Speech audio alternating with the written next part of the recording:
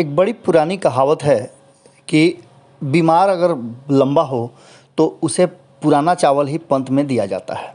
यानी पहला भोजन जब बीमार को देने का डॉक्टर निर्देश देते हैं तो पुराने चावल का ही खिचड़ी बना करके दिया जाता है। बिहार की राजनीति में भी इसी तरह की बहुत सारी बातें देखने को और सुनने को मिल रही थी।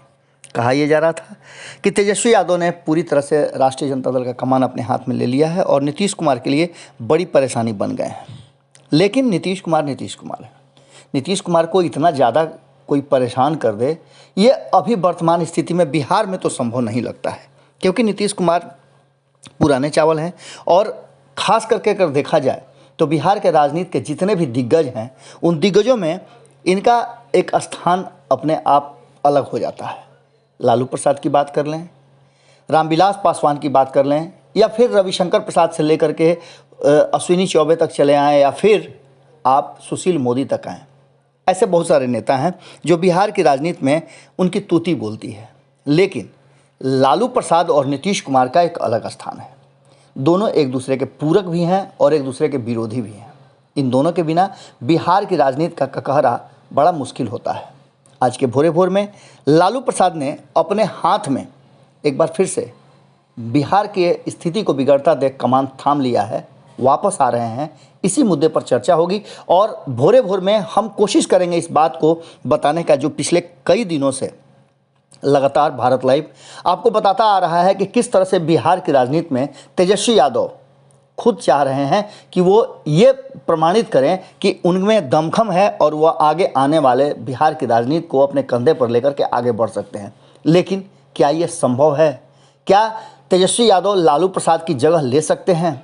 इन सारे सवालों का जवाब लालू प्रसाद के पटना आने की सूचना ने दे दी है। आखिर लालू प्रसाद को यह एक्शन क्यों लेना पड़ा, या इसके पीछे कोई बड़ी रणनीति है? इन सारी बातों को हम कोशिश करेंगे तहकीकात करके आप तक पहुंचाने का। हमने बहुत सारे मुद्दों पर विचार किया है, बहुत लोगों से बात किया है, और उसके आधार पर जो बातें सामने निकल करके आ रही है उसमें स्पष्ट है कि बिहार की राजनीति को अब लालू प्रसाद के बिना आगे बढ़ाना तेजस्वी यादव के लिए संभव नहीं है। जैसा कि आप सभी जानते हैं कि बिहार में 2 सीटों के उपचुनाव हो रहे हैं, और ये चुनाव कहीं ना कहीं मुख्य चुनाव से ज़्यादा प्रतिष्ठा का प्रश्न बन गया है, जहां एक तरफ नीतीश कुमार के लिए और नीतीश कुमार के साथ साथ पूरे एनडीए के लिए, वहीं तेजस्वी यादव के लिए ये और भी ज़्यादा नाक का बाल बन गया है। क्योंकि तेजस्वी यादव के विरुद्ध में उन्हीं के जो सहयोगी रहे हैं लंबे समय से, कांग्रेस, वो खड़े हो गए हैं। और ऐसी स्थिति में जब कांग्रेस खड़ी हो गई है तो सिर्फ खड़ी होने के लिए नहीं खड़ी हुई है।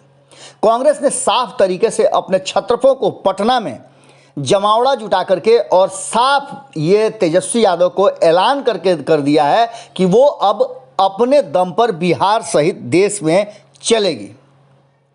3 छत्रप, जिग्नेश मेवानी, हार्दिक पटेल और कन्हैया कुमार, तीनों पटना आए और पटना में खूब गरजे। उन्होंने बिना नाम लिए स्पष्ट तरीके से कहा कि सिर्फ बिहार ही नहीं, देश के अन्य राज्यों में भी वो किसी के बदौलत नहीं, किसी के पिछलग्गू बनकर नहीं, बल्कि अपने दम पर अब राजनीति करेंगे। और इतना ही नहीं, जिनको भी उनके साथ आना है उनके शर्तों पे आना पड़ेगा। ये बड़ी बात थी। लालू प्रसाद के रहते हुए ऐसा हिम्मत और हिमाकत कभी नहीं किया गया था। हमने आपको खबरों में बताया था कि 2015 में एक ऐसी स्थिति आई थी जिसमें कांग्रेस ने अड़ियल रवैया अपनाया था, और उसके पीछे कहीं ना कहीं पीठ पर हाथ था नीतीश कुमार का। लालू प्रसाद नहीं चाहते थे कि जितनी सीटें मांग रही है कांग्रेस उन्हें मिले, लेकिन अशोक चौधरी पूरी तरह से अड़ गए थे कि वो अपनी शर्त पे इस बार समझौता करेंगे और सीटों से कोई समझौता नहीं करेंगे, जिसका फ़ायदा भी कांग्रेस को मिला था। और कांग्रेस 41 सीटों पर चुनाव लड़के 27 सीटें जीत करके सत्ता में आई थी।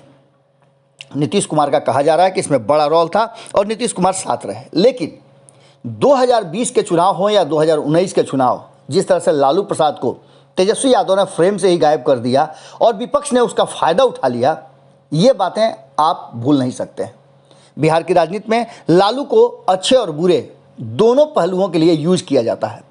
सत्ता के लिए, जहां लालू प्रसाद के विरोधी उनके 15 साल के लालू राबड़ी शासन का हवाला दे करके उनकी नाकामियां दिखा करके लोगों को अपने पक्ष में करते हैं, वहीं अब तक इतिहास यही रहा है कि लालू प्रसाद के किए गए कार्यों को उनके लोगों को, उनके गरीब गुरबा को, उनके समर्थकों को लेकर के राष्ट्रीय जनता दल कहीं ना कहीं विपक्ष में भी हो तो मजबूत स्थिति में रही है। इस बार भी 2020 के चुनाव में भले ही तेजस्वी यादव को कहा जाए कि उन्होंने बहुत मेहनत किया है, लेकिन लालू प्रसाद की तबीयत खराब होने, उनके सामने नहीं आने का फ़ायदा तेजस्वी यादव को मिला था। इससे इनकार नहीं किया जा सकता है।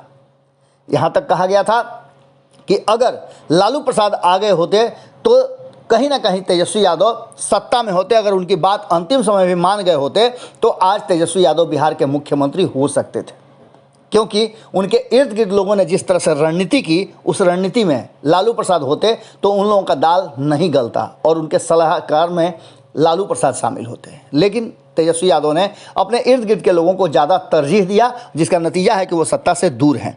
एक बार फिर जिस तरह से परिवार विखंडित हो रहा है, उसमें लालू प्रसाद के रोल को कम कर दिया गया है और इर्द गिर्द के लोगों को जिस तरह से तेजस्वी यादव आगे लेकर के चल रहे हैं, इस बात को भी बहुत ज़्यादा महत्व दिया जा रहा है और कहा यह जा रहा है कि तेजस्वी यादव का यही वो बात उन्हें कहीं ना कहीं पीछे ढकेल रहा है। बाकी तेजस्वी यादव में पोटेंशियल की कमी नहीं है, ऐसा सब स्वीकार कर चुके हैं।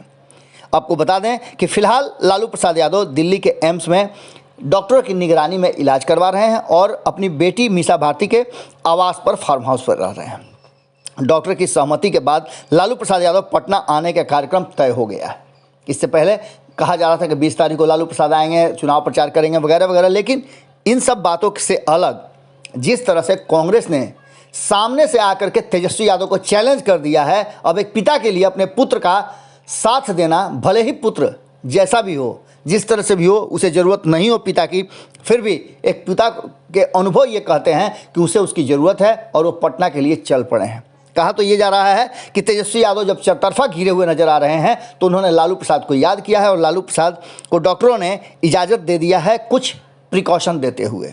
डॉक्टरों ने उन्हें डाइट चार्ट के साथ साथ शुगर लेवल और अन्य बीमारियों का लगातार इलाज कराने की बात कही है। बिहार में उपचुनाव के चुनाव प्रचार के दौरान कांग्रेस और आरजेडी के गठबंधन टूटने के बाद और कांग्रेस का तन कर खड़ा होने के बाद लालू प्रसाद को अब बिहार लाने की तैयारी चल रही है। इससे पहले राबड़ी देवी भी आई थी। हमने आपको खबरों में बताया था कि राबड़ी देवी ने माहौल जांचने के लिए कहीं ना कहीं लालू प्रसाद के द्वारा भेजे गए, समझिए एक तरह से कि संदेश वाहक के रूप में काम किया था, लेकिन उससे मामले सुधरे नहीं थे।